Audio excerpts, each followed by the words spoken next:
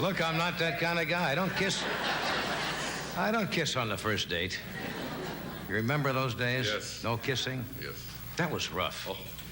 I still remember back in high school, you'd take a girl home, have a wonderful time, you'd be there at the date, the door, and she wouldn't let you kiss her. Yeah. Oh, and the frustrations and the tensions. Just once in my life, I'd always prayed to hear a girl say, look, it's been such a lovely evening. Let's spoil it. That never happened. How are you tonight? By the way, any jokes you can't swallow tonight, you're allowed to take home in a doggy bag.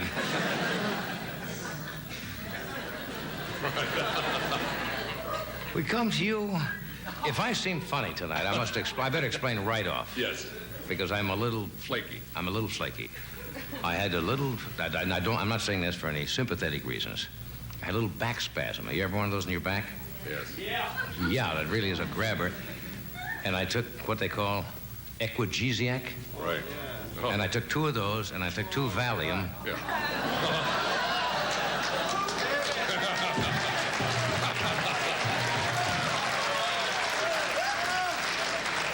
To kind of settle me down. They could bust me. How do you feel? For smuggling, just to a... How do you feel? I'm kind of relaxed. Like, hey, no. So if I seem a little silly, you'll understand, and it's nothing illegal that I took. It was all completely legal stuff.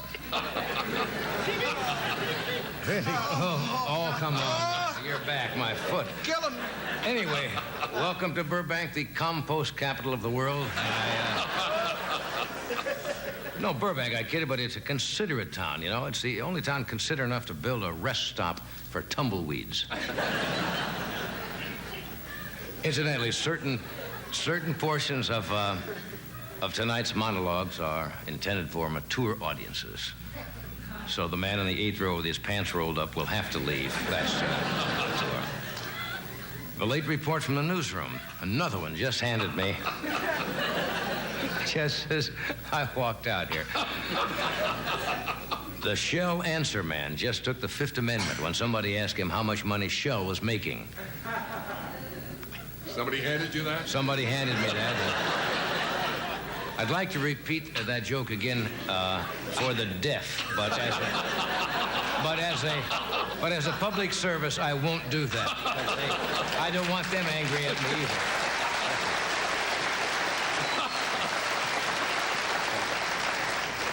Oh, it's lovely today. This is beautiful weather here. Finally, we've had some inclement weather, as they say. I always like that word. But today in Burbank, spring, you can see the couples lying out on the grass. They weren't lovers. They were waiting for the paramedics. Kind of touching here in Burbank to see an 80-year-old robin being boosted up to a bird bath.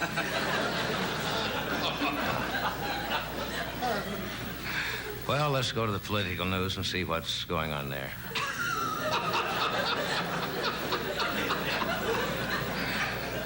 I know what's coming. I'm grinning. I don't know.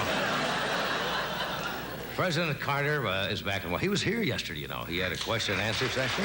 Yeah. And he toured the drought-stricken area out here, and he claimed his own family was doing everything possible to conserve water. For example, he said, Billy only runs the washing machine when he has a full load.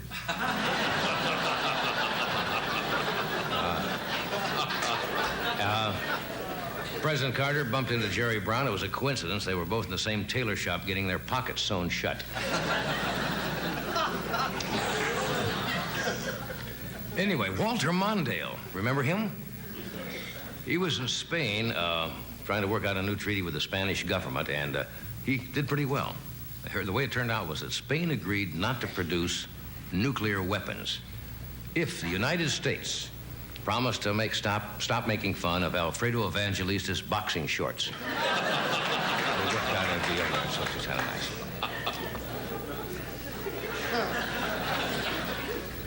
Down in the valley, all covered with... No, it's just silly.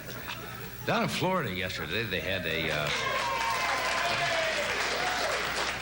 a massive power failure around Miami, I guess it was. Were you there then? Yeah. Where are you from? Miami. And you had no lights, electricity? No. How did you... I had to walk up 10 flights of stairs in the pitch black. Must have been some date.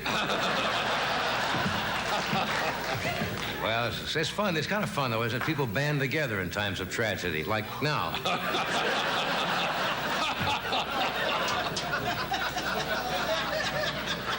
What it was, the trouble was caused, I don't know if you know this or not, by an overloading of the circuits in Florida. Or, as Anita Bryant put it, too much AC/DC.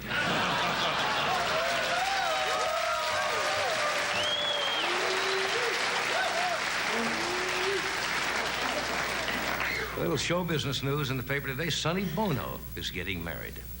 Yeah, he is going to marry a model by the name of Susie Coelho. And Sonny had a little accident yesterday. He got down on his knee to propose and disappeared into the shag carpet. As soon as they find him, I guess they'll get married. Former President Ford was in the news yesterday. Yale University had their 276th commencement, and they awarded Gerald R. Ford an honorary Doctor of Laws degree. He graduated there in 1941. It was a very impressive ceremony, but a little embarrassing because Ford was the only one at Yale who wore a mortarboard that said, "This end up."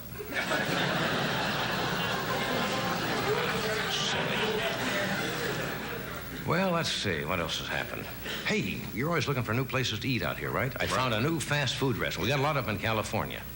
Have you seen it? It's called, I think it's owned by the mafia. Shouldn't say that. It's called Fist in the Box.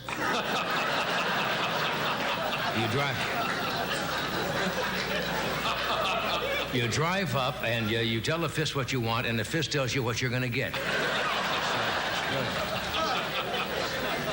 It's the only chain out here where you're going to have it their way. I mean, that's all there is to it.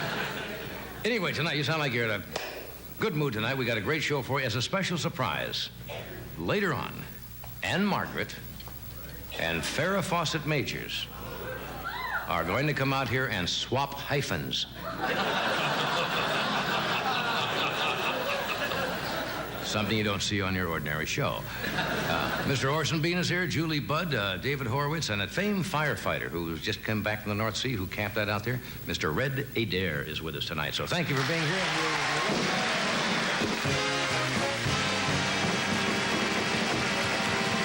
We'll be right back. Whoopee!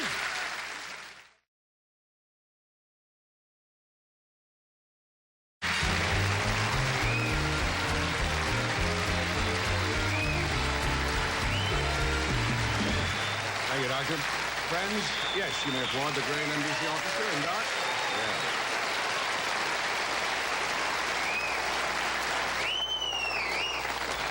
And you'll be very happy with this news. You're here on a very good night because we have that mystical visitor here from the East.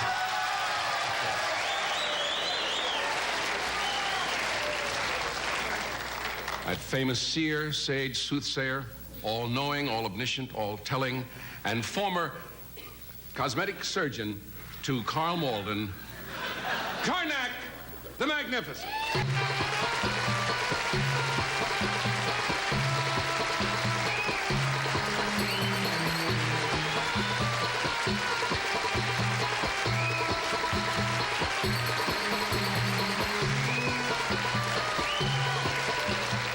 Be very careful. Welcome, welcome, welcome, old great sage. I have in my hands the envelopes. A child of 4 can plainly see. These envelopes are hermetically sealed. They've been kept in a mayonnaise jar since noon today on Funk and Wagnall's porch. No one knows the contents of these envelopes, but you, in your divine and sometimes mystical way, will ascertain the answers having never even heard the questions. Isn't that true? Kiss me. Oh, excuse me. Envelope number 1. May I have silence, please? Yes. Hermetically sealed. Question is in the envelope. I shall divine the answer. Earlier, Funk and Wagnall's porch. Maybe 2. Maybe 2.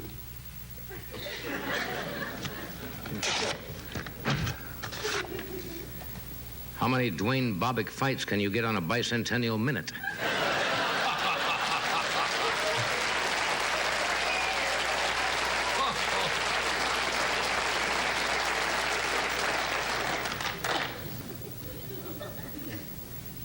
Moonies. Moonies. Name a religion that drops its pants.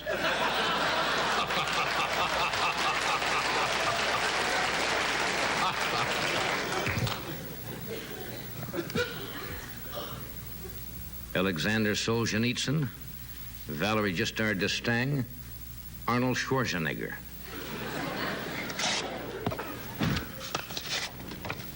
Give 3 reasons why you should name your baby Al.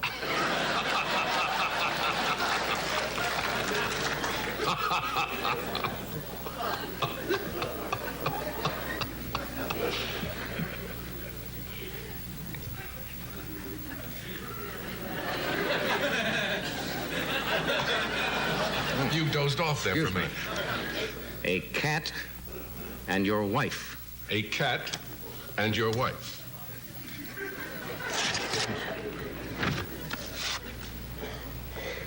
Name something you put out at night and someone who won't.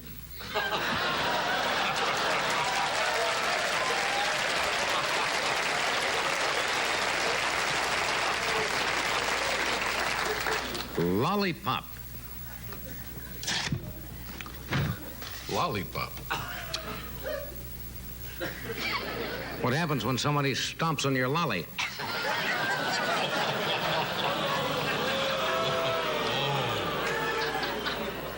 May a crazed kangaroo punch out your erogenous zone. Yes.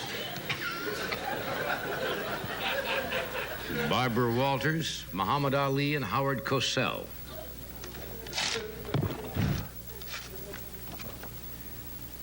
Name 3 more gushers Red Adair should cap.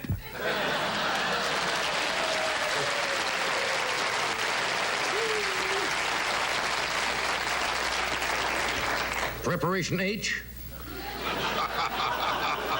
And take-home pay. What can you depend on for shrinking?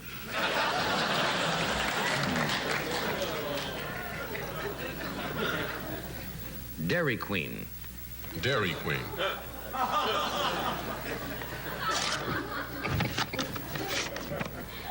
What do you call a gay milkman?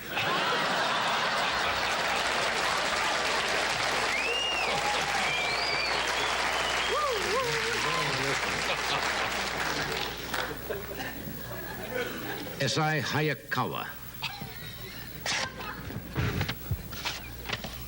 Describe the sound a man makes when he catches his zipper in a wearing blender. S.I. Hayakawa.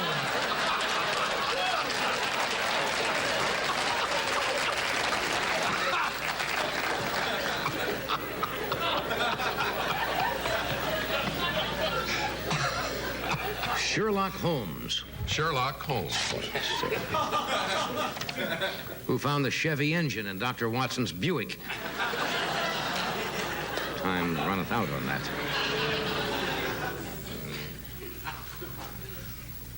Bigfoot, the abominable snowman, and the $50 rebate. What are 3 things we keep hearing about but never see?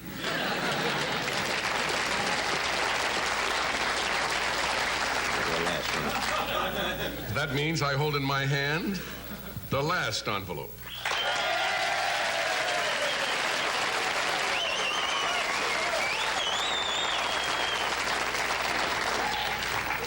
May your family proctologist keep his gloves in the frigid air.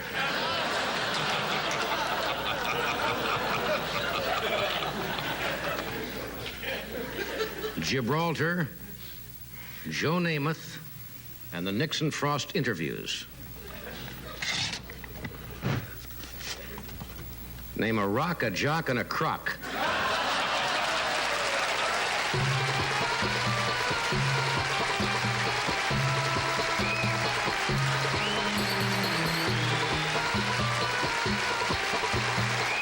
Thank you, Karnak. After we pause for this brief intermission, we'll be back with more of the show, so stay tuned.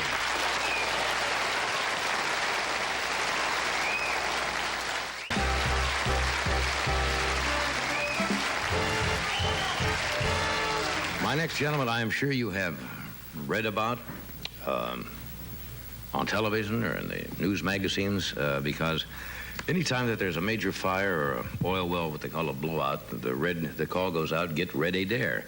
He is one of the few people in his company that do this kind of business. It's called wild well control, and what that means is whatever has to be done to control a problem, whether it's a fire or a blowout at oil wells. And to my knowledge, he's the only company that does that job, which is fascinating. And his most recent job was on the North Sea, one that we've read about recently, the Phillips Petroleum Bravo 14, which is now controlled. We thought you might like to meet this interesting gentleman. Would you welcome, please, Red Adair.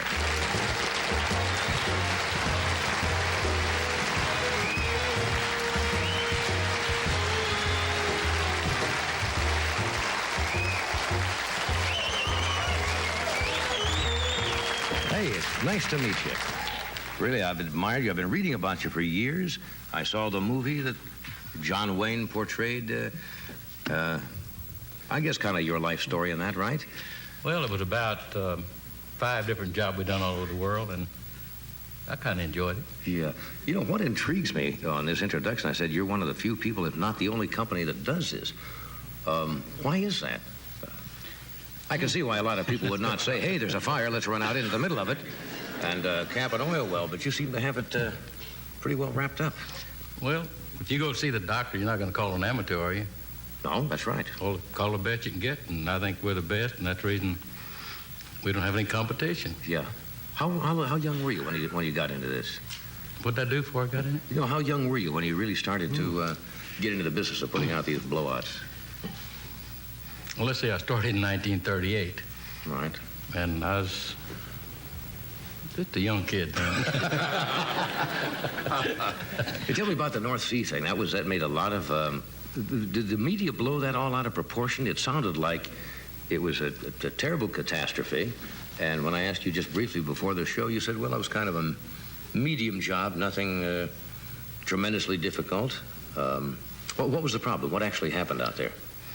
Well, there's been a lot of stories about it, pro and con, but Boots and Richard done a heck of a job, and they had everything going their way, and I come in there at last and just help them bolt it up, but it got blown plumb out of position, and we've had a lot bigger jobs, more oil and rougher to work on, but it just, news got it, and it scares the heck out of us, all this news. We don't. When you say blown out of position, when they drill beneath the surface of the sea, Red, they have to cap off the pipe so they can control the flow of oil. Is that it? Well, what they do when you drill, like take this Bravo platform, that well was 10,000 foot deep. And you have all strings of pipe anywhere from, say, 30-inch, 20-inch, 16-inch, 13 3/8, and 7-inch, and 4-inch tubing. Right.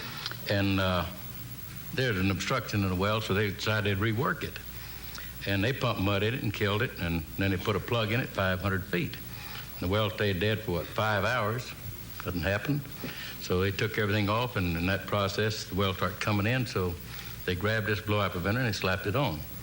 But we made it work, even though it was upside down.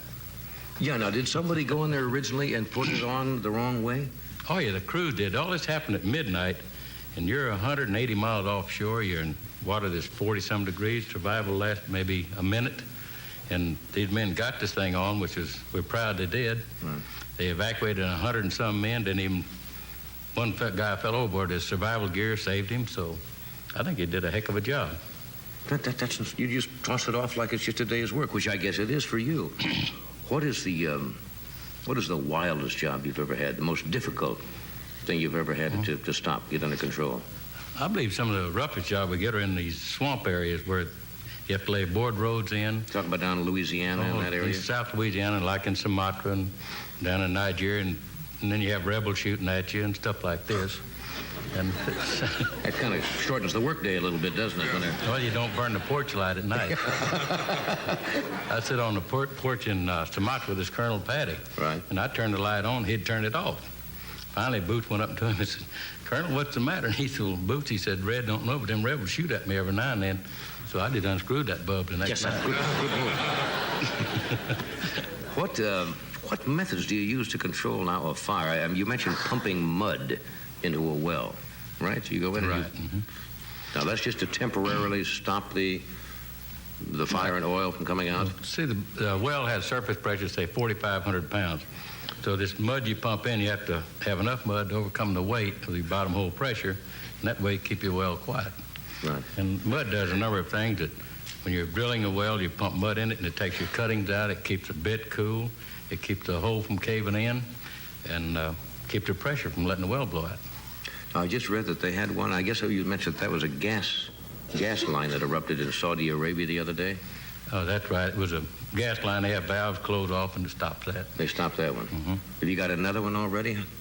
Oh, I have my son Jimmy on one in South Louisiana, but it hadn't blown out yet. It's sitting there with a bunch of pressure on it. In other words, they can tell when it might get ready to blow. Oh, yeah.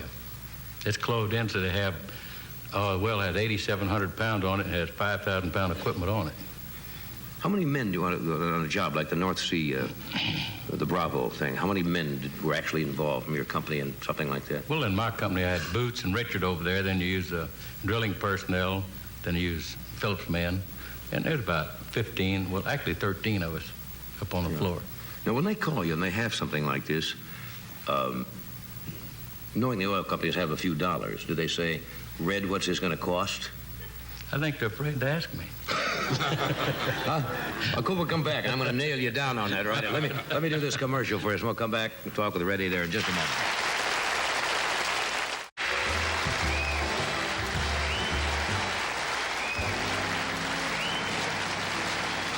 If you just joined us, we're talking with Mr. Reddy Dare. I find this work you do so fascinating and yet so dangerous. You have these along. Are these some of the garments that you wear? You know, obviously you have fireproof type of gear. Well, this isn't fireproof. That's Right. reason I'm giving it to you. Really? And I got fireproof underwear for you. Fireproof underwear? Yeah. Well, time has long since passed since I need that.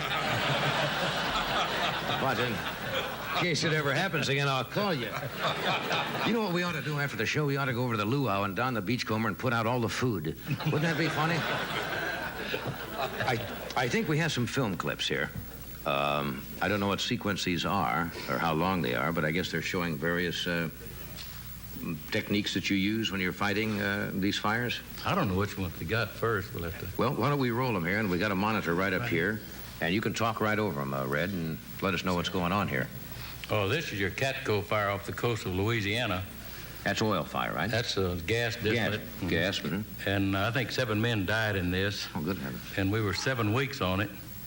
And in our work, nobody got hurt. And it was Now you have helicopters 19 coming. wells on. Yeah. See, the copters fly around the Gulf. It's calm here, but you'll notice you have a lot of ground fire, and this is one thing you really don't want. But see how it burns on the water? Right. And Are those men up there on some kind of a rig? oh, we climbed all over that thing. We stripped everything off of it, and we shot the fires out, and different tree off, and capped each one of them. And they drilled directional wells into 3 of them, and we kept 15 of them. That's incredible. It was quite a fire. That's the first big offshore fire we've ever had. And those rigs in the background are the one drilling for directional wells. Mm-hmm. There's the main one. That's a quadruple well there. That's the one that started it. And And those can go for weeks, can't they, before you can get them under control? that could have burned, I guess, 50 years before it deplete. And it just shows you what you get into. And there's a picture of the equipment we have to use. And it's a little behind time now. We need a big semi-submersible to work with. Right. That's wild. That is absolutely incredible. Somebody said you have a particular new piece of equipment down that you came up with that you used in the North Sea? Yeah, we're building a semi-submersible that costs $50 million. And we want a 5-year payout if we can get it. But this thing will be able to work on these platforms. You can cut your fire down, blow it down in about a third of the time. Right. Have you ever had any personal close escapes yourself in this over your lifetime? Well, the closest I had was here in California in 1953 from over at the Hollywood racetrack. Not racing, I mean on a job. Could have been either one. And the crane boomed around and caught me and crushed my pelvis, hips, and ripped me up the back. And said I wouldn't live, but I did. Then they said that I wouldn't walk, but 4 months later I was out working again. That's the one major thing that's happened to you. That's the but on first these one. type of fire things so No, far? I've never been fire on one of those. I don't believe you'd get out of it. We got another little, all right, we got another piece of film coming up here. We'll take a look at the monitor, see what this is. This is loading a charge. Oh, that job's in Libya. Mm-hmm. And No, wait, no, that's in Gutter. That's a little down that well was deliberately blown up with saboteurs, and this first charge we put in here is to shoot a tee off of it to open the well up. Right. Because they thought the bottom match valve would be open, all the oil and gas would go up. We use TNT or nitroglycerin or... That was G-effect. We learned to use any kind of explosive we can get to make it work. And here you're wrapping it with asbestos to protect it, and you have asbestos inside. Now you have to go drop that into the... It has to be placed exactly where you want it. And we made a dry run each time, and you would time it, and you put a thermometer and see how hot it gets, because those caps go off at, I think, about 150 degrees. Right. So we would get in there and get it out before it went off. And I think those are tracks we used to back it in with a bulldozer. Now, we'll shoot the top of the tree off here. I'm pretty sure this is it. Now, You've got to go in and put that charge right on top of that. Right in there, up against it. So you see there, it'll go off in just a second.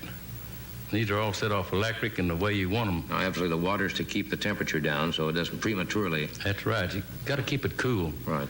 Yes. There it should come straight up. There she comes.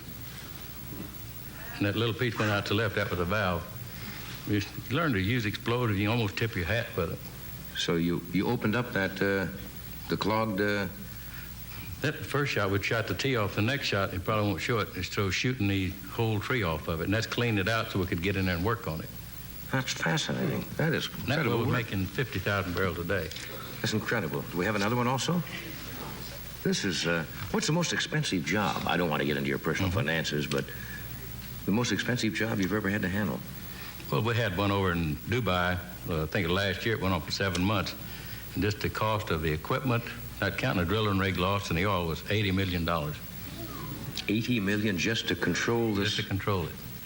That is absolutely incredible. I had no idea the Well, figures. this is one thing a lot of people don't understand. These oil companies get after them a lot, but they don't realize the money they spend on safety equipment to keep these wells from blowing out. And there's, say, about 21,000 wells drilled in the Gulf of Mexico with only about 6 major blowouts.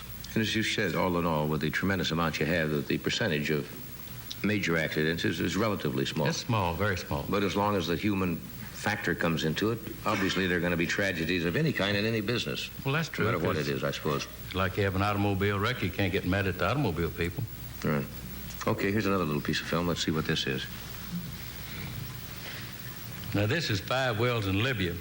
They were deliberately blown up, and that's Kootenai. And this first well, we're trying to get into the tubing, and we have to, there's a plug in it, we have to take this plug out of it. Are you in that? Yeah, that's me up there with Kootenai. See, we're trying to... You're nuts, Red. I don't know how to tell you this.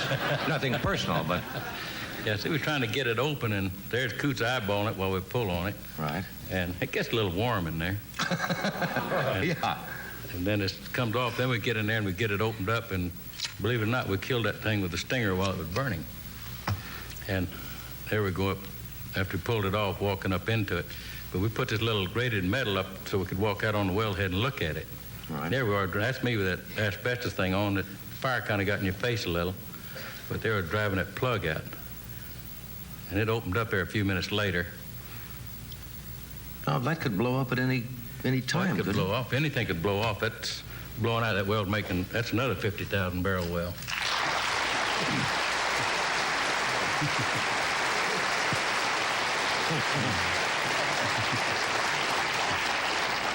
I think I know why. You're probably one of the few companies that does that. That's not the job an average guy would say, hey, I think I'll go out and stand next to a burning oil well. That is, are you insurable at all? You go to a life insurance company and say, I'd like to be insured. I would like to see the agent sitting there making out that policy. What do you do, Mr. Adair? Well, so that insurance is awful high to get. Yeah. And I think they're going to cut off our workman comp in July. I don't know why. They probably saw these pictures tonight. Really, it's been a great kick having you on the show. Well, thank you. You said you're off to Norway soon to... I have to get back in. I go to Norway Saturday. Uh-huh. And I'll be over there. Then I come back, and then I got to go back to England. Then I'll come back. Seems like I'm following Carter, or he's following me. I haven't figured it out yet. Fascinating work, and you're a fascinating man. It's a pleasure to know you. Well, thank you, John. Wish you great luck. Thank you. Red, thank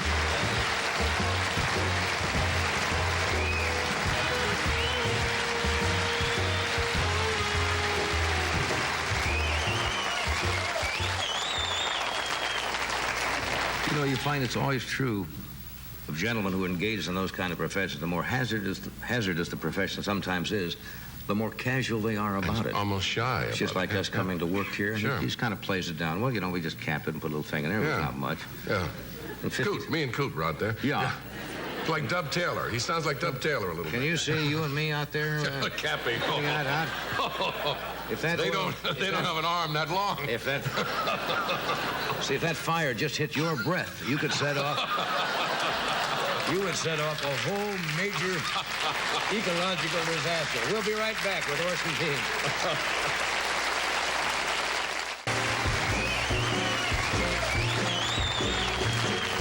David Horowitz will be with us later in the show to show some new devices to keep you from getting ripped off by unscrupulous corporations and businesses or whatever. Right now, a gentleman who's been with us many times, most learned. The words are just rattling around in there. Who is it? Orson Bean. Yes. That's who it is, Yeah. of course.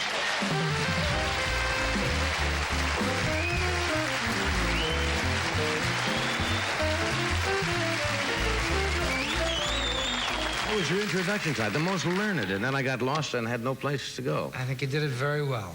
It was better than the time that Ed Sullivan, I used to have a flat top haircut and wear the gray flannel suit and do my Harvard stuff years ago. And Ed gets out there and says, "And now my young crew-cut-headed friend, Orson Bean." You know, I walked in, people were saying, "What?" What does that mean? It just didn't come out exactly right. I was explaining during the monologue why I was a little vague tonight. Yes. And I guess everybody has done that. Not that I'm on any, illicit preparations, but have you ever taken some things like that? It sets your whole... Yes, you were on a licit preparation. I am on licit preparations, yes. I smashed my thumb up pretty good one time. I was fooling around in the kitchen on a minor appliance repair, and there was these two cupboards standing open like this, and I came up, a sharp retort, as they used to say, and it annoyed me. Yeah, And I reached up and grabbed those two cupboards and went, and only then did I notice that my thumb was inside. And Isn't that funny how you try to take something out on an inanimate object? Really, I was enraged with those cupboards, and I opened them up, and there it was, boom, boom, like, it was in a Roadrunner and a coyote cartoon. It didn't hurt. And Carolyn rushed me over to the Santa Monica Hospital in the emergency room, and it was a Frankenstein-looking thing. I mean, everybody said, the thumb was broken, the nail was off, blood all over, and it never hurt. And they said, "You better have codeine number 4. You're going to have a lot of pain." I said, "You better make it number 5. Because I said, I feel the pain coming on. It never hurt. And I took the pills anyway. And it was one of the happiest days of my life. Sitting around. Happiest days of my life. And I still have a little left over in the bottle in case I ever hurt my thumb again. You can always go in there and just shut that door Just anytime you want bit, to. yeah. Yes, it does make you just... Well, shall we do our regular, our opening? We usually start off with just, as we call it, A joke. Yes. No clever premise getting into it. No segue, just a joke. No annoying lead-in. That's right. Well, as a preface to the joke, though, another quick joke. You were doing your S.I. Hayakawa thing in the Carmack sketch, and the impression of a Japanese businessman with cavities. He said, Anyway, that's not the joke. That's not the joke. Do you know my favorite of your Carmack things ever? Now, you did it years ago, and the answer was pigs in blankets. Do you remember what the question was? Yes, pigs in a blanket. Was this had something at the beach or Ed's date? No, it was, what do you find in every room at the Burbank Holiday Inn? Pigs in a blanket. I forgot. I was getting close. So. Right. Anyway, that was one of the great Carmacks of all time. This joke, I have a friend, Howard Ostrov. He writes TV series for, like All in the Family and those things. And he always calls me up, "I got a new one for you." I don't even know if it's a new one, but it's new to me. That's all there is. That's all there are to new jokes. There's only 7 of them in the world. That's what they say. If you haven't heard it lately, you didn't even remember your own one there. That's true. But this couple can't have a baby. They've tried everything. They wait up for the Reader's Digest to come out, to find out the new way. And nothing works, you know. And finally, the guy goes to the family doctor. He says, "You're driving yourself crazy, Harry." He says, "You're trying everything. Get your mind off it." He says, "Don't have anything to do with each other for a month. Forget about sex, forget about lovemaking, and then when the spirit moves you, you're in touch with your instincts and your feelings, it'll be right." He says, "I'll try it. It sounds weird, but I'll try." So a couple months go by, and the doctor sees him again. He says, "What happened?" He says, "We're expecting in April." He says, "That's wonderful, congratulations." He says, "Tell me what." He says, "Well, we took your advice. We didn't have anything to do with each other for a month." And then one night, it was in the middle of dinner. It was romantic, the candles, and right in the middle of dinner, I just looked at her, and I knew it was the moment, and it just happened right there next to the table. He says, "Of course, we may never be able to go back to Schraff's again."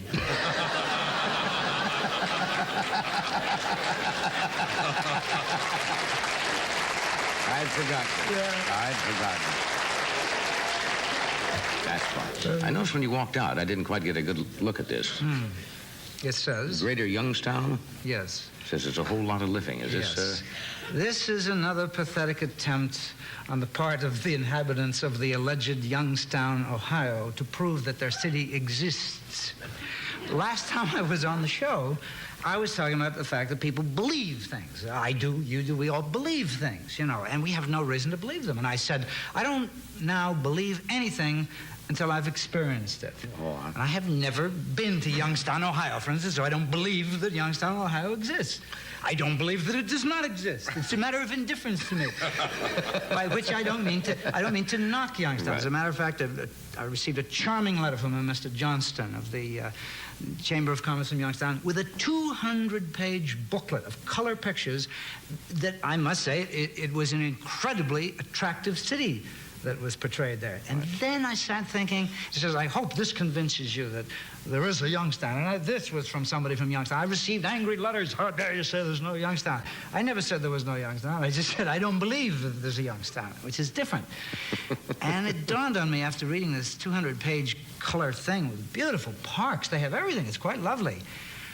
I remembered that TV series, Mission Impossible, you know, where they get the guy and they prove to him that he's really in Germany when in fact he's in London, you know. I said, ha-ha, how do I know? But what some league of evil men has not gone to enormous expense and built a whole series of false fronts and photographed them, and maybe at a cost of $2 million prepared this book. The more stuff I get, the more I suspect there is no Youngstown. Otherwise, why would they be going to these attempts? There are probably people planted in the studio audience now who will claim to be from Youngstown. Or to have, you see? That proves it. It's Mission Impossible. It's a fraud. There is no Youngstown. Remember the late Milt Kamen once did a thing and in fun, something like that, and said, there was no Wyoming. Yes. He said, I've never met anybody from Wyoming. He says, I don't believe Wyoming. There is Wyoming. And he got the same time. He was saying it all in fun. I remember that. He said that Wyoming was, in fact, all of the closet space that does not exist in apartments in Manhattan.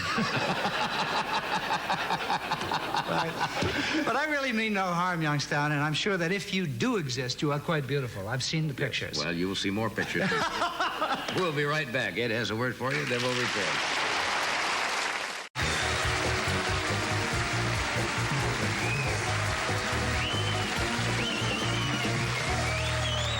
We're back. You were mentioning the Ed Sullivan lecture years ago, and you said, my cut friend. Yeah.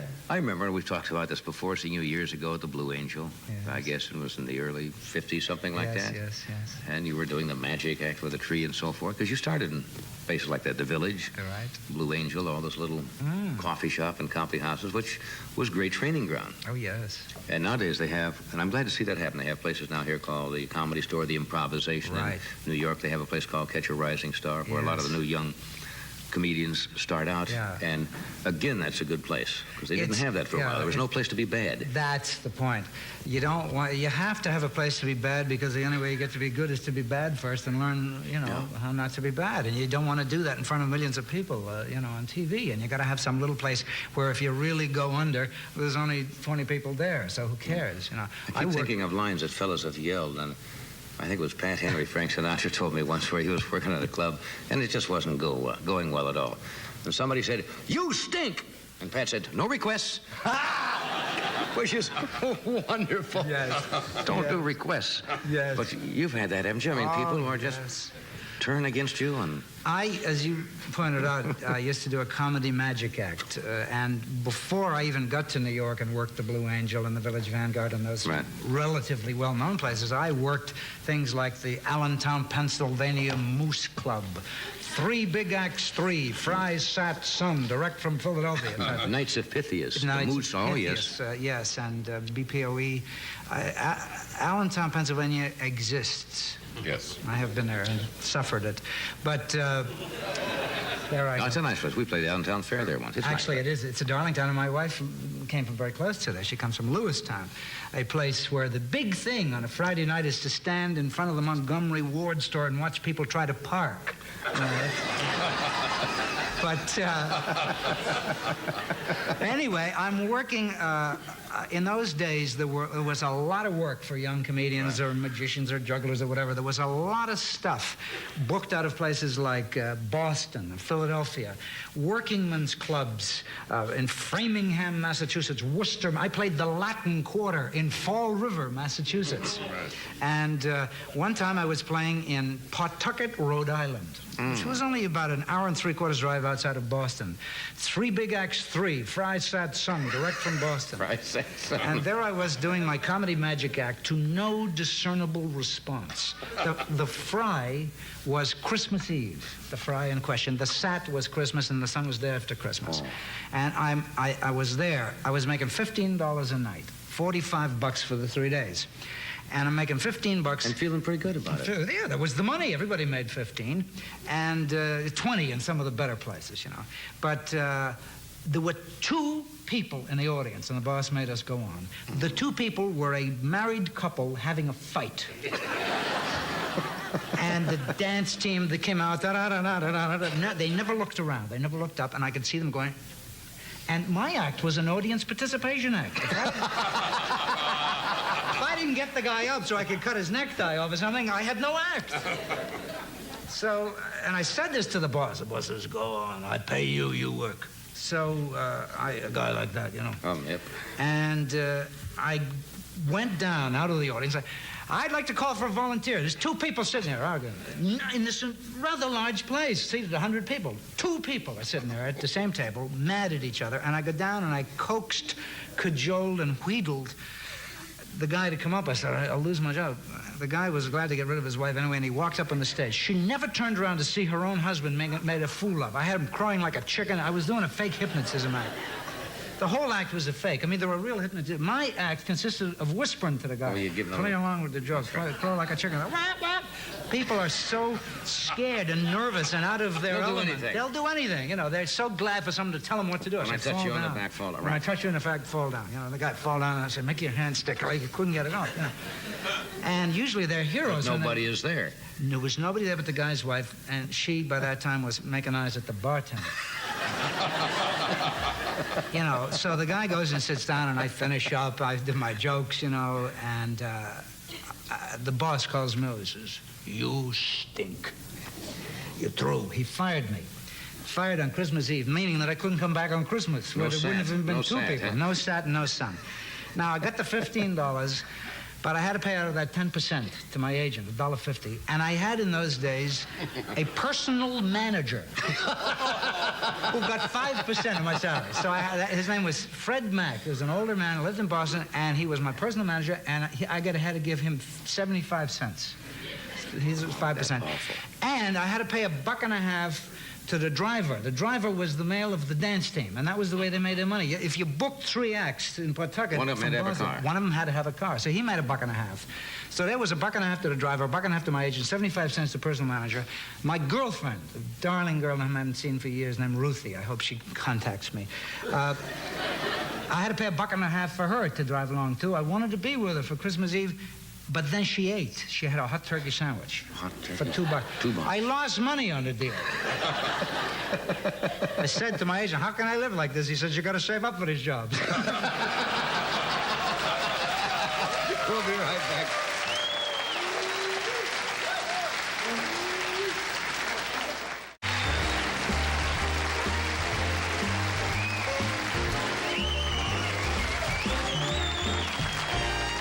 David David Horowitz was supposed to be with us last week, but he got ripped off. Because we ran out of time. We showed him. Talk about rip-offs.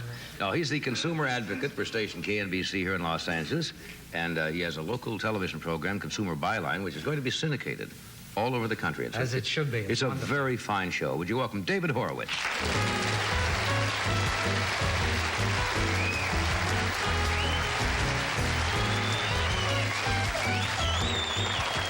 Roger Ripoff. Hey, I'm glad to see that that's going syndicated around the country because I watched that show and you cover a lot of ground in the time that you have. And it's amazing what the average consumer does not know. Exactly. Lack That's of what awareness. amazes me when I see these people and you say, what do you know about this? And people, you had that pyramid on the other week. We're going to have it on tonight. You got that? Then I won't talk about it. Because, And we're going to let you sit in it. now, that's got to be... I hate to say that nothing is impossible because that leaves you open sometimes, you know, for being somewhat of a jerk. But you know about this new pyramid power. And they're selling these things they're supposed to do everything. That's right. Sharpen razor blades, tenderize meat. But we'll get into that. We'll show the folks that. Yeah. We got a lot of interesting things. What else has been happening Have you lately? ever tried doing the monologue under a pyramid? I have felt like doing it under the real pyramid at times. There's a new law, isn't there, before Congress has set up This and I hope consumer they- agency. a consumer protection Right. agency. Will that work? Will it get bogged down in too much bureaucratic red tape, and will it be funded right, or is it just another window dressing? Johnny, this agency has been defeated every time it's come up in past administrations. The Ford administration, the Nixon administration, everyone dinged it, and Why? for a reason. Yeah. The reason it was dinged because this agency will be a super consumer protection agency and a watchdog of government. It'll basically be like an ombudsman. It'll tell the agencies, look into the federal agencies, see what they're doing, handle consumer problems, make sure that things in government are running right, check into the special interests and the lobbies, see what the congressmen are doing. I mean, it'll be one of those types of agencies. So why do you think it hasn't come into fruition? So they don't want to be looked at. Exactly. And, Scrutinize you know, that closely. we need this. We need this. And I think everyone watching tonight ought to write to their congressman and say, hey, look, you want my vote? Vote for the agency. And, of course, Carter's behind it. Okay, because... Johnny, we need that protection because we don't know really what's happening in these government agencies. You send a complaint to a government agency, you either never hear anything from them or you get a letter back about some matter that you never heard of before you send them the complaint. I've noticed when you read your horror file on your show that very often people will order something and it's not what it's supposed to be, and they will write back to the manufacturer and they will not hear and they will not hear, and they'll write them again. And finally, when someone like you or other people who have similar shows around the country get on their tail, you get action pretty fast because they don't wish to be exposed. Exactly. The power of mass public exposure on television. But government is much worse. You know, the government did a survey. You'll be interested in knowing this. Government did a survey to find out how good it was at handling consumer complaints. And guess what the survey indicated? Not too good. It was not too good. Now they're going to have to do a survey to see how they can handle consumer complaints. Oh.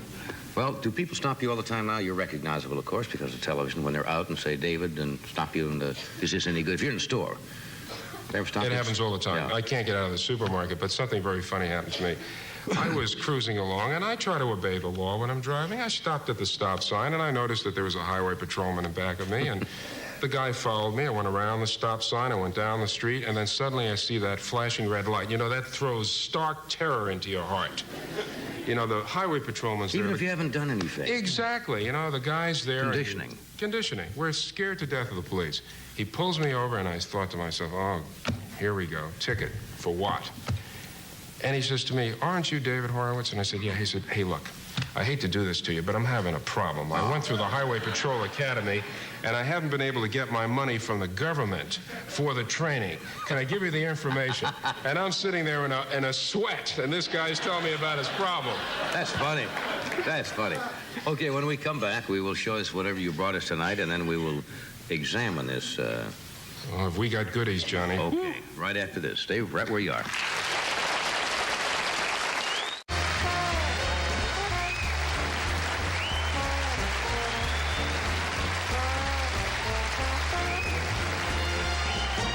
Okay, we've got a variety of items here. We've got our whole horror file. Let's start with this little ad. You've probably seen this ad in most of the leading magazines and newspapers for what they call a heart plant. Now, what they give you for $2.98, the ad says, is this 2 1/4-inch pot, which someone actually sent to me, $2.98, and they say that this plant is only available from this mail-order house in New York. Right. For $2.98, all right? This is the pot? This is the pot that you get a little for $2.98. plastic, little plastic. Now, I went to Babbitt's Nursery in Burbank and bought this for $3, and I found this plant in about 10 other nurseries. What does that tell you? You not only cannot believe the ads in the magazines, but why the heck don't magazines like TV Guide check out their advertisers? Because that's where it was advertised. Well, it's the same thing the Yellow Pages don't do. As you've pointed out, just because somebody is listed in the Yellow Pages does not mean that the company backs up those advertisements. And there's a disclaimer. None of us read a disclaimer in the front of the Yellow Pages. That's a beautiful pot. Isn't that? Isn't that a beautiful pot? $3, and you got to pay him $1 to ship it to you. Anyway, you know, with the price of coffee going up, right? Some guy had a brilliant idea to put out a coffee substitute. Okay, charges $1 for this little jar, which I sent away for. Right? Is mail order again? This is mail order. This is a local company, Santa Monica, California. Open it and smell it, Johnny. Tell me what you think. Want me to read it first? Well, you can say what it is. Sample SK coffee, all natural ingredients. Use half. And they don't tell you what the agreement is. They say use half coffee, half ingredients. Tell me what it smells like. It smells like... Well, we're on the air, David. It's got a very tart... I don't know. All right, well, let me tell you what I did. I took these ingredients and I gave them to the Food and Drug Administration to test out, since there are no ingredients listed on the label. They have to do that with a food product. Is there Ovaltine in there? No, you know what it is? They tested it out, and it's Postum, which is made by General Foods. That's what I could... And I drink that stuff that you don't like the smell of. No, it's all right, but I could not identify it now when you say Postum, yeah. So that's all it is? Postum, yes. And this guy is in a lot of hot water with his coffee substitute, because what he's doing is not only ripping off General Foods, but he's putting out stuff where he does not list the ingredients on the label. And let me tell you, people were buying this stuff in droves. Okay, now we have a water shortage. Right. You know, and everyone is interested in saving water, and every company is out to sell us a product that will save water. Now, you tell me what that is. Well, obviously, this is something you screw onto your faucet or into your faucet. Exactly. And it's got 3 little holes and a piece of plastic in there, right? Yes. How does that save water? Well, what it does is it restricts the flow of water, right? Right. Now, they charge you $5.95 for this. Now, local gas companies are selling this for $5.95, okay? Right. Big item. I went into a local hardware store, and I found a washer which sells for 39 cents that does exactly the same job. Now, that's energy-saving devices. You know, there's money to be made in saving energy. And all of it is, it just reduces the... It just reduces the flow of water. They have also these for showers, which they suggest. Exactly, and this is what it's for. It's for a shower. It saves. This is $5.95 versus 39 cents. But of course, none of us would think to shop around for that. We just go and pay the $5.95. Well, before we get to that, let's go to the president. He's been around Southern California, and Plains, Georgia is becoming a town where they're selling a lot of things. And one of the things they're selling from Plains, Georgia, let me just put this down, are peanuts from Plains.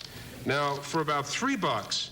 They will send you some certified peanut seeds from Plains, Georgia. 3 of them? That's right. And they give you the plastic pot, and the Georgia Chamber of Commerce issues you a booklet of peanut recipes, like peanut butter hamburger casserole, peanut and beef salad, all those goodies that we want to have for dinner, right? And they give you instructions, and they give you 3 seeds. You can get 3 of these for $7. Now, what I wanted to do is to find out just how much seeds for peanuts cost. So what I did is I called the Plains Cotton Warehouse in Plains, Georgia. And you can buy 100 pounds of these seeds for $50 or 50 cents a pound. Right. So can you imagine what the profit is? Because it comes from Jimmy Carter's hometown in Plains, Georgia. You get 3 of them. That's right. Okay. Guess who comes out of their shells with this one? Okay. The next thing that we have is, have any of you noticed how the cans of soda pop are getting smaller? Yeah, they say the reason for that, easy to store. Easy to store. Handy, convenient. Handy, convenient. Well, let me show you what I did. I went to a local market, and I bought these 8-ounce cans. These 8-ounce cans, which were $1.41 for the convenience, right? For 6 of them. For the 6 of them. These 16-ounce bottles were $1.33. Now, what I did is I broke it down how much it would cost per ounce, right? Of course, you got to pay a deposit on this. Right, but these are... Right. For the 16-ounce bottle, you would pay 2 cents an ounce. For the 8-ounce can, you would pay 3 cents an ounce. Now, even if you took these bottles and you gave them to your kid for the deposit, or you threw them away, which I'm not saying you should do, you know, we got to preserve this for the ecology, the price breakdown would only be 1.5 cents. Right. You are paying double for the convenience of the small can. And by the way, I noticed the locker backstage is loaded with small cans of soda pop. Shows where NBC is spending its money. You got a point. Shows So where that NBC old business about you're paying for the convenience and the stacking, and that's Exactly, but we go out and buy this stuff, and then we complain we don't have enough money. Now, the last show, we got inundated with mail because people did not believe that the rolls of toilet paper are getting smaller. Now, look at that. You know, they're saying we're seeing more roll. In other words, here's the standard. No, this is not the standard, Johnny. What this is the old pack that had 650 one-ply sheets. Now, read this label. This has 4 rows, 500 one-ply sheets. And look, show me how they look alongside one another. Almost identical. Almost, but you can, if you check it, you can see that this one is obviously... Right. You're not supposed to squeeze this product because the air will come out. I see. And then here's the new short roll. 4 rows, 400 sheets per roll. Is there any difference in price from this? They're all about the same price. Well, maybe people are getting smaller. I don't know. Anyway, let's go to the pyramid, John. What? Let's go to the pyramid. Let's sit in the pyramid. If you don't know about this... Let's sit in the pyramid. Let's, first of all, tell people what the pyramid will do. The pyramid will... Oh, it'll sharpen razor blades. It'll make bitter drinks taste better. It'll improve your love life. It'll give you a feeling of harmony. It'll do, according to the ads, almost anything. Now, this hat is supposed to also help. This sells for $24.95, by the way. But you can't think negative thoughts, otherwise it won't work. Why don't you try it on, Johnny, and see how you feel under the hat.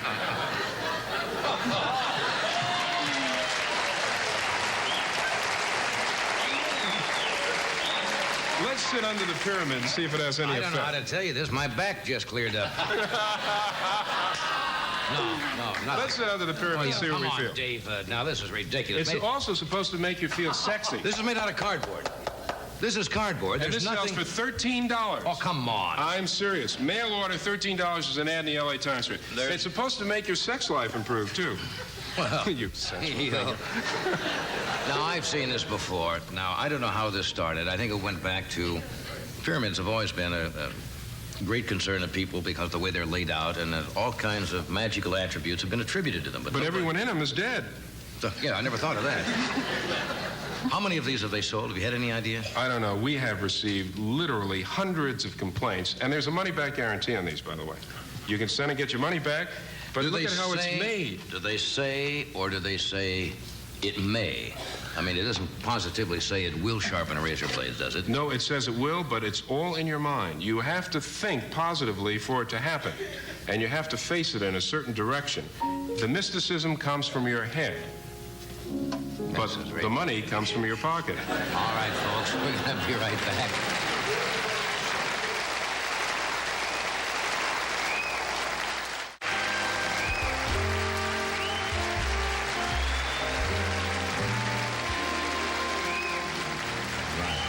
It's always fascinating when you do this. It just shows you that many of us are completely uneducated when it comes to everyday things like this, and we don't think, we don't look. But yet none of us wants to think that we're dummies. It goes against our grain to think that we will be taken and not aware.